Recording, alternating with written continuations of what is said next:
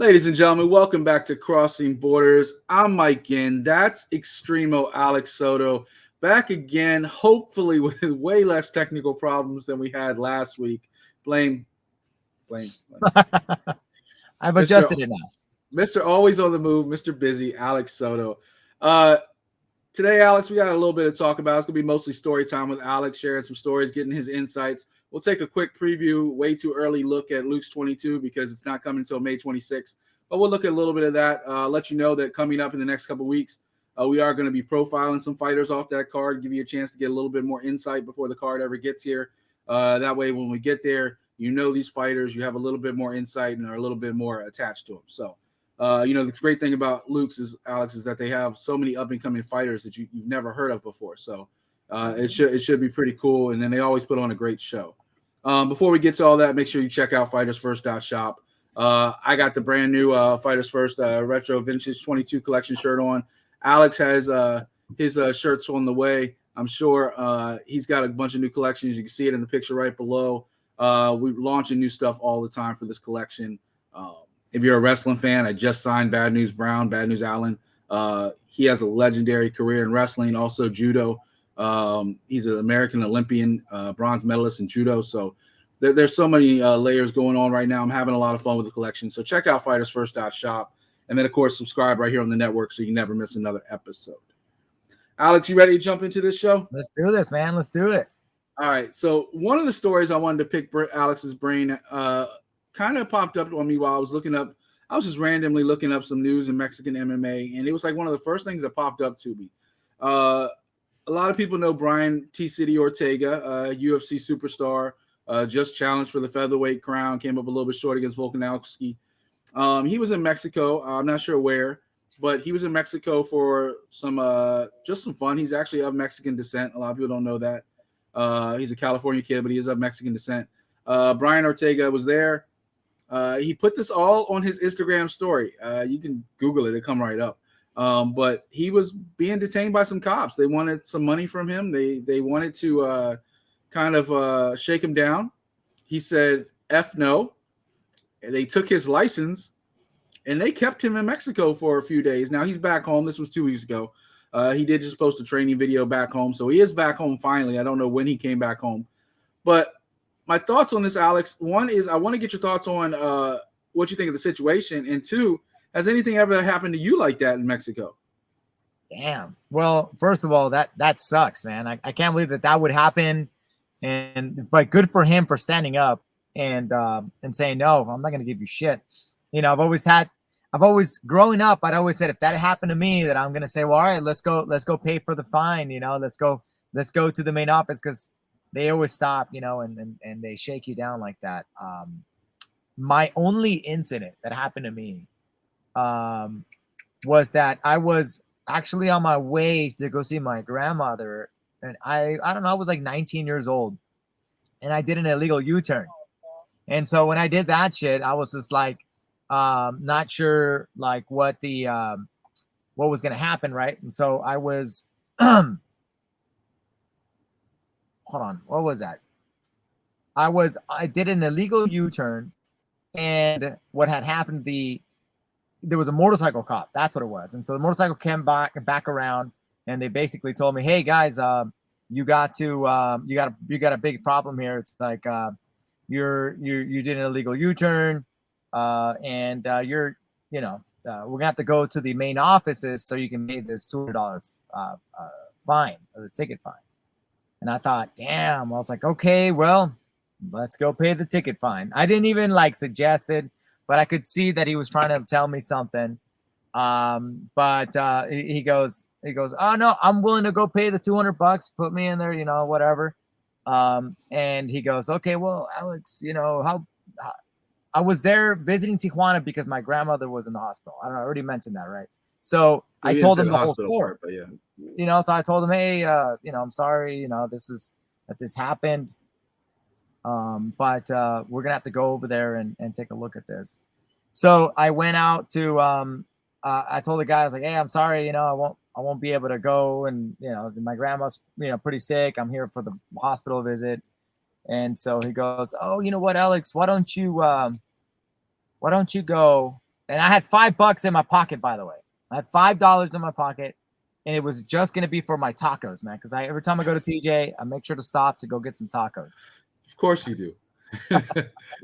But I'm telling you, he goes, hey, why don't you? How much money you got? I was like, I got $5.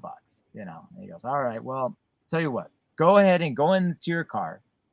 And I'm like I said, I'm a little kid. I'm 19 years old. And he goes, go into your car, go get your get the sticker, not the sticker. I'm sorry, the title for your car. Get your title for your car, and then come and bring it over here. But put the money, folded in the title so I can inspect it. I was like, all right. So I go over there, grab the $5, and I hand it over to the cop, and the cop pulls the money, and he, fake writes me a ticket, and then puts me on my, lets me go. And he goes, I hope your mother gets well soon. He was trying to be all nice. But that's basically how it went, man. It was crazy, man. $5. $5. There goes my tacos, man. I didn't have more money. Now, in fairness, that's $5 like what, almost 20 years ago. Because you're an old man. Yeah. No, yeah, about 20 years ago. So I guess that's more like $15 today. I don't know. But yeah, it was for me, it was a lot of money, man. That was gonna be my taco. You can buy only like a taco now with that, you might get like, well, here in Florida you get like 2 maybe, but I know California is a little bit more pricey. Y'all be trying to rip people off. Right, exactly. Wow, shit, man. But anyway, I just found a new place that has because I love birria tacos, like they're my favorite, and like your California style, Mexican style. But like I found a place that actually I just found a place that does authentic Mexican down here that does birria burritos.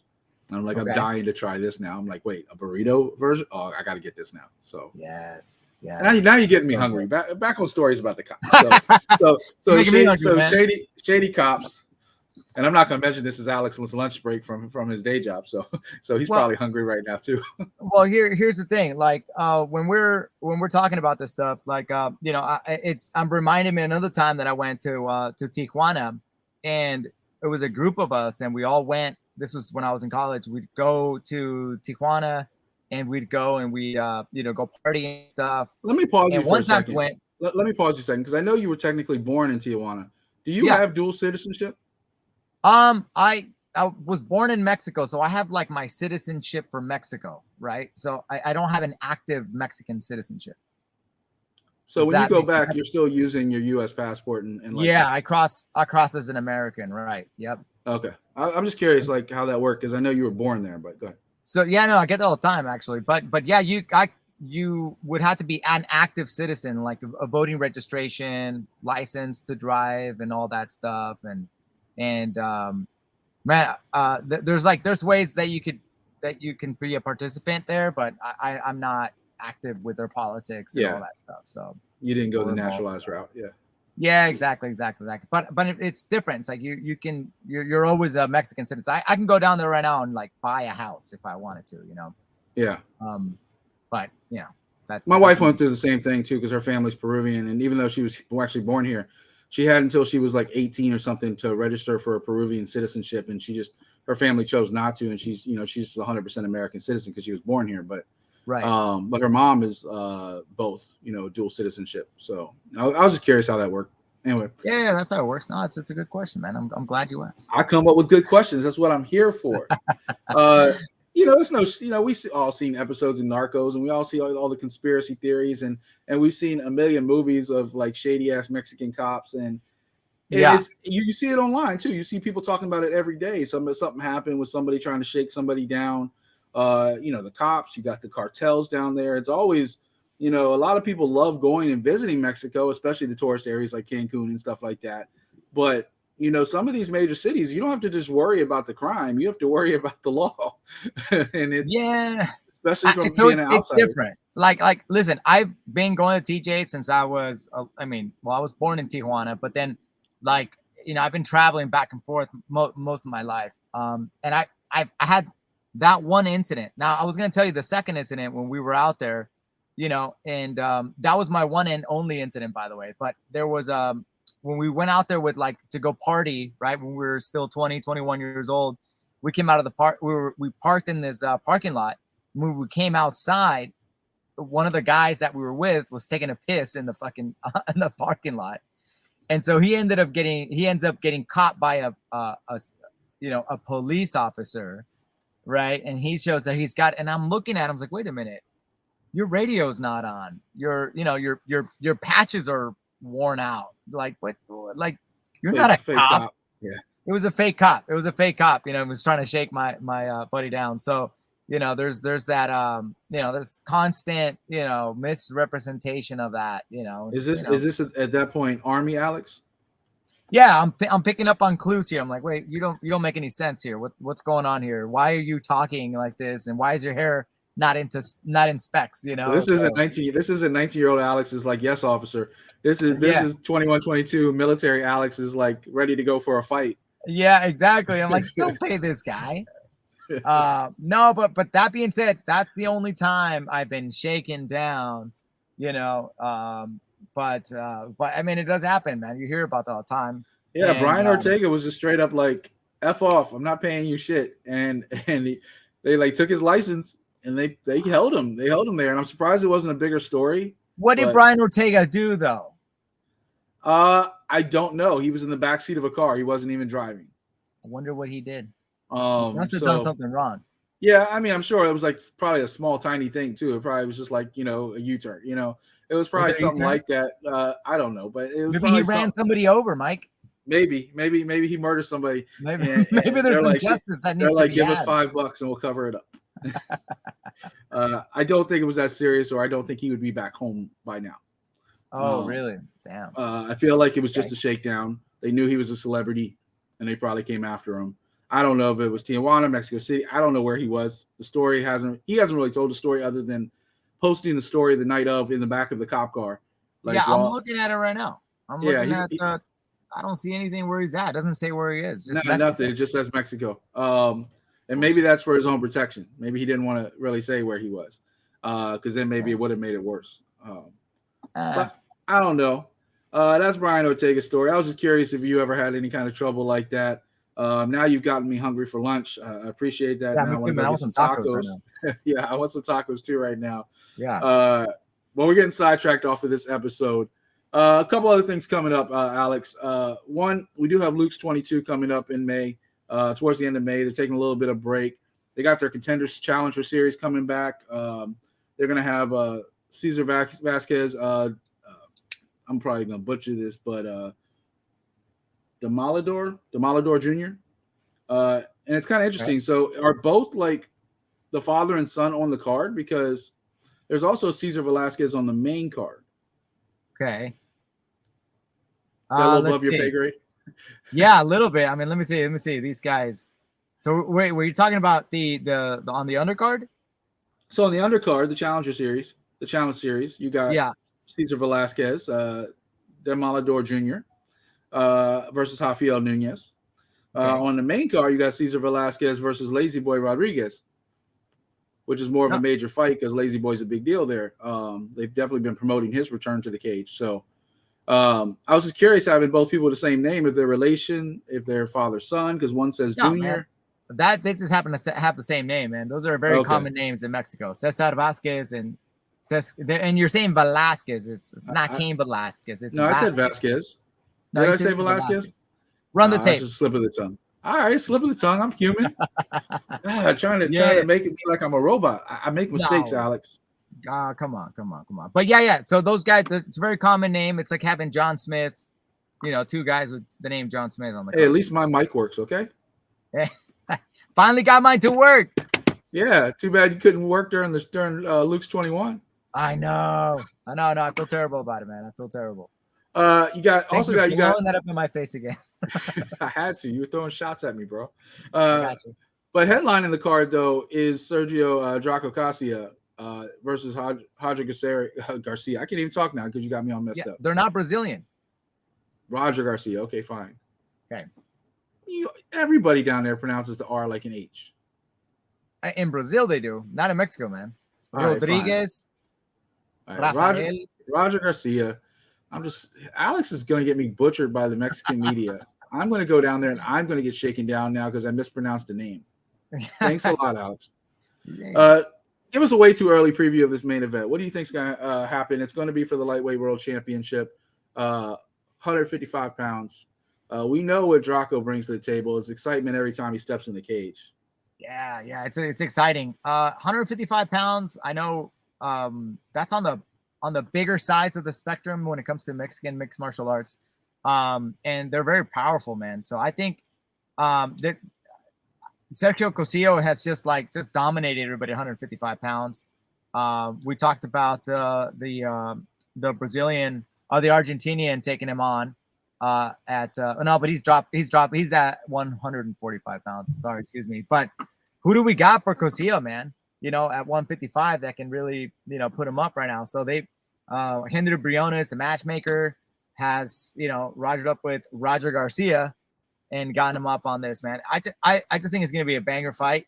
I think Sergio Cosillo likes to get in there, likes to test his opponents, likes to work him out on the distance, likes to throw his shots, gets really fancy in there. And so I'm expecting to see that kind of lightweight, that kind of performance from Draco Cosillo in this fight. Yeah, and the last time we saw Garcia in Luke's cage was 16. He beat Jose Armanadarius. Got a rear naked choke in the second round back at Luke's. And then he also fought and got a win at FFC 49 with a liver shot. So Cosillo better watch out if somebody's throwing liver shots. That's something you always want to look out for. So this will be his second time in Luke's making a return.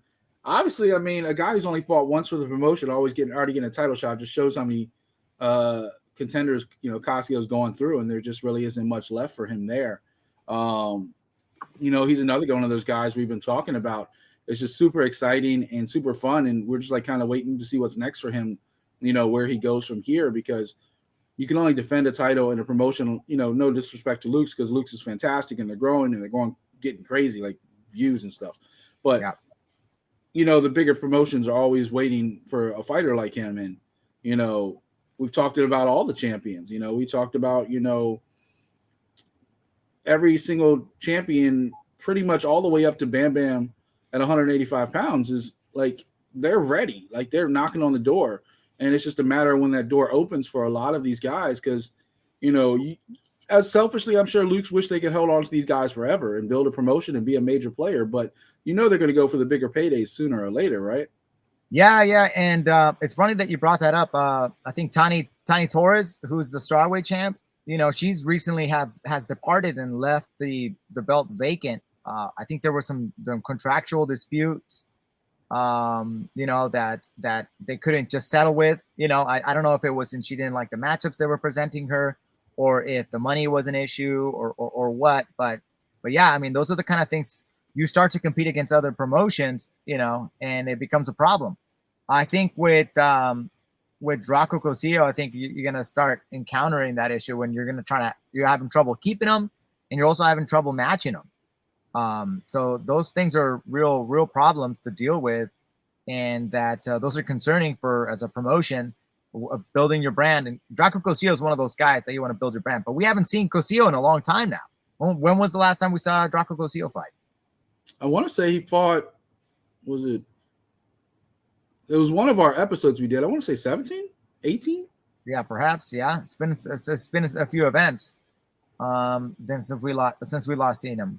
Yeah. I mean, he was fighting recently. It wasn't too long ago, because we did a promo for him. And sorry, fans, I know I got my head down, but I'm trying to remember and look up the last time we saw him. It was 16, the same card as Garcia. So they were both on the same card.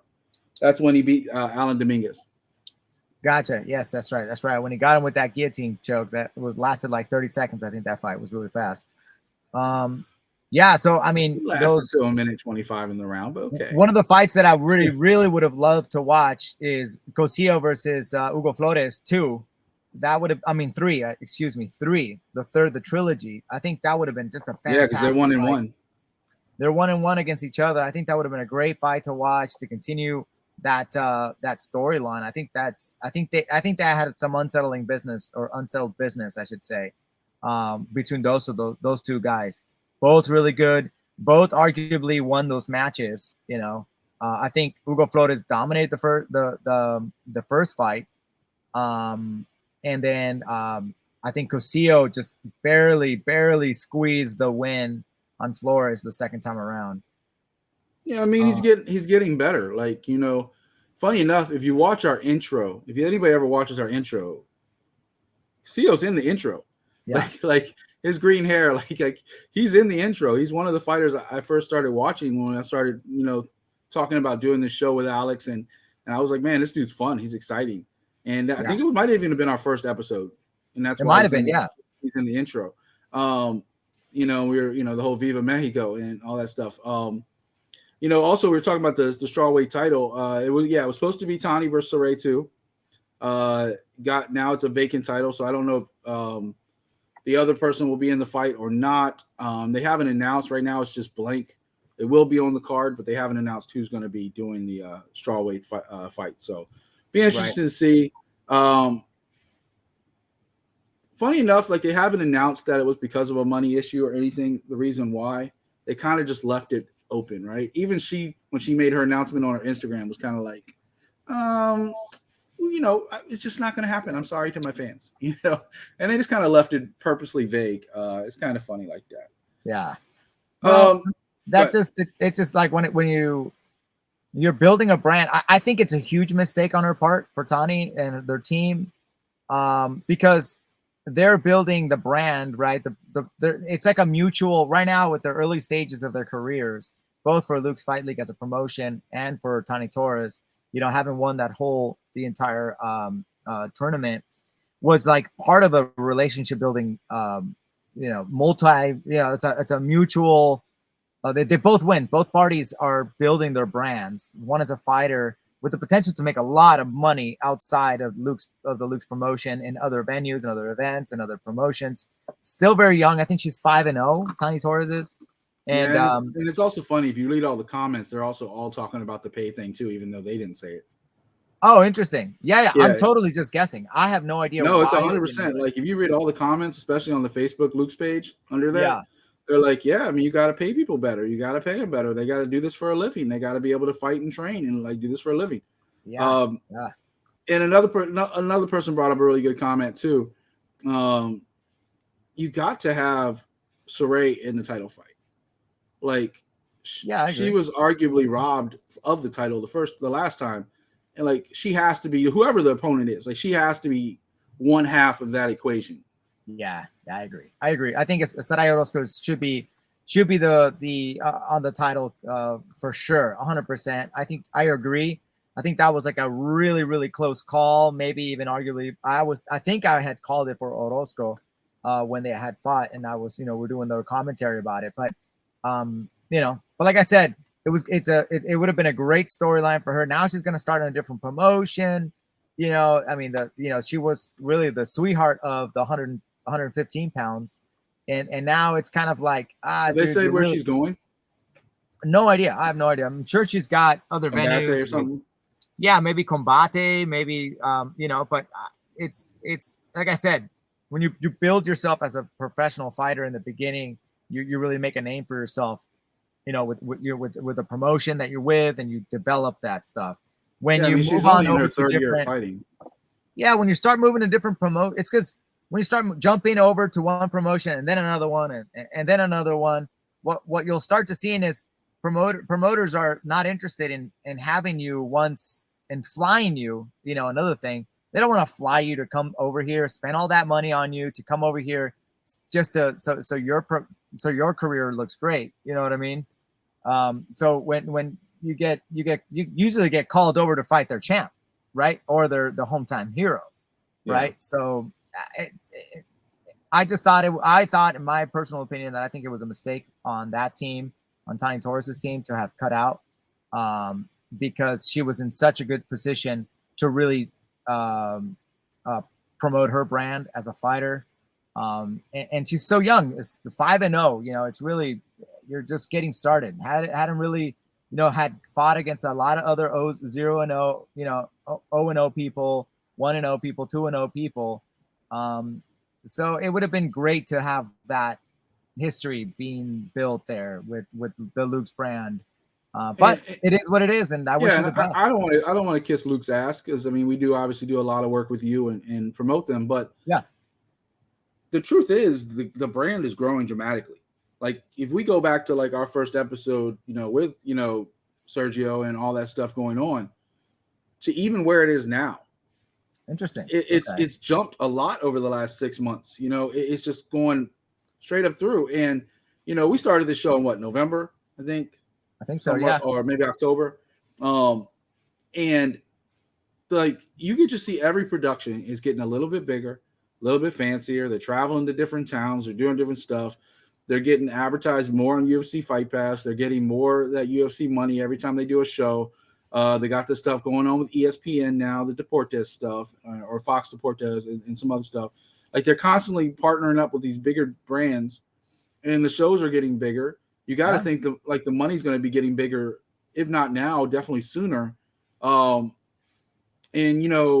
look, Tanya was, she was on the rise, but like you said, maybe she jumped out a little too early. But we also don't know her personal situation. We don't know if she needed more money for this or that. A lot of fighters, especially on the regional scene, have a day job. Like, they have a day job and they fight, trying to build themselves up on the side. I think the majority of these fighters have some a day professional job. UFC fighters still have a day. Hell, exactly. Stipe's still a fireman. but even like behind the curtain, right? Like myself, like, I don't do this 100% of the time. I wish I could. I got a job. I got money I got to make. You have a full-time job, and you're a former UFC fighter. Like, and you're a commentator for a major promotion. Like everybody has other things going on. So we don't know her personal situation. We don't know if she needed more money for this or that. We don't know if she had a sick grandmother. We don't know if she had, she getting shaken down by Mexican cops. We don't know. But, everybody's personal situation is different. So she has to look out for her. And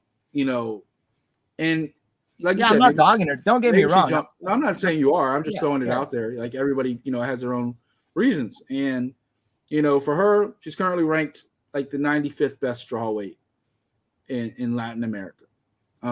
Whereas, I don't know, Latin America, maybe it does say, So, and Saray Orozco is number 10, because she's put in that work for a number of years.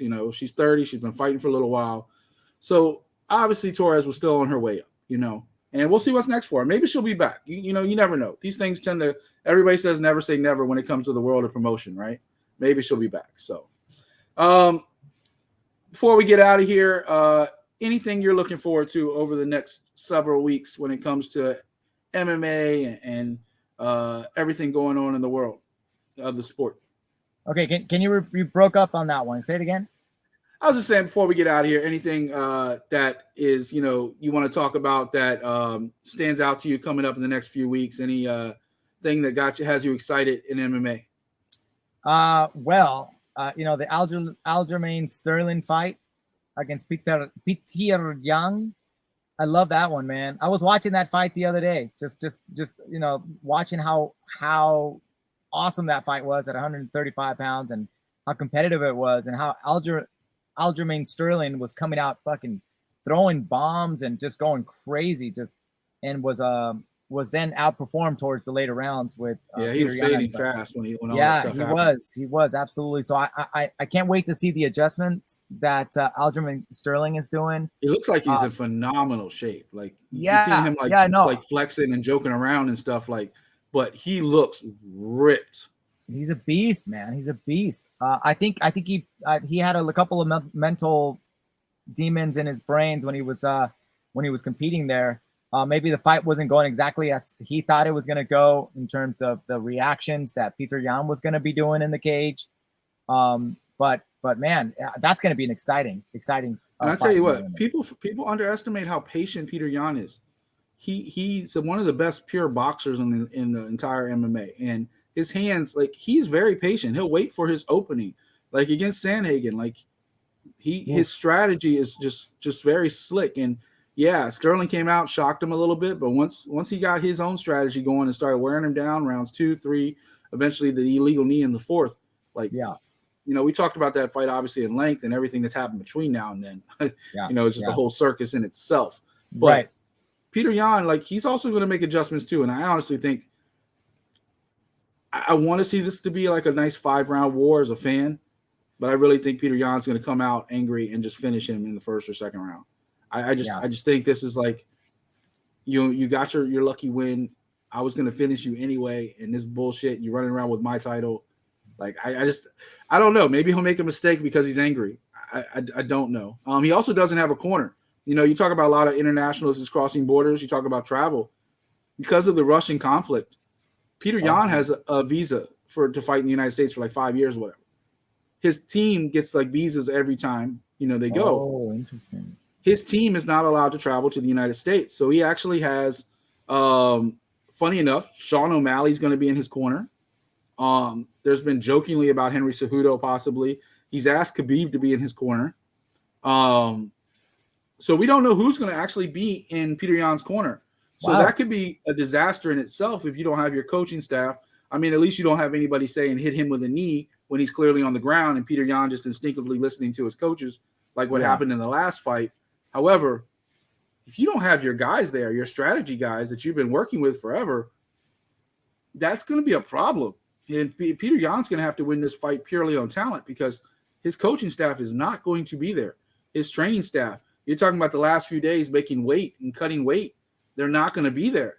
He's going to be doing it with whoever is around Jacksonville at the time. Yeah. So is he training here in the States?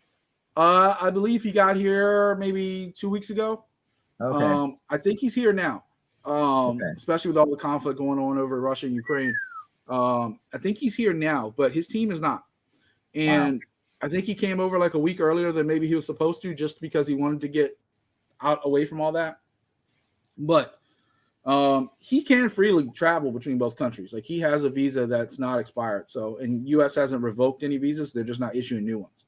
Gotcha. As far as I know, as far as that. Same reason Volkov was allowed to travel and fight in London. Right. Last week or 2 weeks ago. Didn't work out for him, but he did it. One other thing I want to get your thoughts up before we get out of here. We've talked a lot about the Brandon Moreno and Figueiredo situation, especially both being Latin fighters going into possibly a fourth fight later this summer. Now both of them are calling out Kai Kara France instead of the other. Like Moreno seems to have some kind of inside knowledge, like, oh, if Figueiredo's hurt and his politely to put, his vagina is hurt. I'm not going to say the way Brandon Moreno said it, which blows my mind. I said this yesterday on Art of MMA. I can't believe like this humble kid all of a sudden now is just talking mad shit. He got out of Mexico and now he's over training in, I think, in Las Vegas with Extreme Couture and some other stuff. But like his whole attitude has just changed. And Brandon Coutinho said on these shows, like sometimes people don't change. They just get more comfortable to show you who they really are. And I think Figueiredo's gotten under Moreno's skin enough to where now he's like, I don't care. I'm just going to bash you. But he's like, let's fight me and Kara France for the interim title, which is hilarious to me because he's already beat Kai Kara France. Yeah. And then on back end, like not even an hour later, Figueiredo's like, Moreno, get to the back of the line. I'm excited. I want to fight Kai Kara France. It puts the fire in my belly. This makes me want to stay at flyweight instead of moving up. What do you make of all that situation, man? Well, I think nobody cares about I figure what's the other guy's name? Kai Kara France? No. Well, yeah, nobody cares about right now. Brandon Moreno is the golden goose. It really is. He's the guy that's bringing in more views and more pay-per-view buys. But he lost. Than the current champ. Even though if he lost, he's likable. He really likes. Everybody loves him. Everybody's cheering for him. Huh? I predicted that, by the way. Oh, okay. All right. Well, shit, Mr. Brandon Moreno fan club. Okay, go ahead. Yeah, no, dude, same here, dude. So that guy's Brandon Moreno is the shit right now, dude. He's the hot ticket right now. He's the one that sells pay-per-views. So definitely. I think he's about to he's entering a new level of his career where he worked his ass off, became champion. Now there was a big thing that he changed gyms, and that happened and yada yada. But You know, I went down to Antrim this past weekend for Ultimate World UWC in Tijuana, and it was a great show of events. I was talking to the guys. I saw you and Manny went down. Brandon Moreno has been traveling back and forth, you know, to go train up in Vegas. He's been spending a lot of time in Vegas, probably the past year. So it's not like this, it's just the media just making a bigger deal than it really is. So it's not reactionary. It was something that was already planned. Yeah. So it's always been in the works and stuff. But, you know, regardless, I think it's Brandon Moreno's time right now, even though he's not the title, but he's the guy that's exciting. He's excited that people want to watch and you know, and cheer for him. So, I mean, look, nobody else matters unless Cejudo comes back. Yeah. Well, first of all, I mean, I want to see him and Pantoja fight. Like, personally, I wouldn't be mad at seeing Figueiredo and Kara France go at it, and Moreno and Pantoja, and then the winners fight. Because, look, this whole division's been held up now. 3 fights, now a 4th fight. And they pretty much said it's going to be a 4th fight this summer. We're all just kind of talking about different things. But Dana's pretty much already said it's going to be a 4th fight later this summer, probably International Fight Week.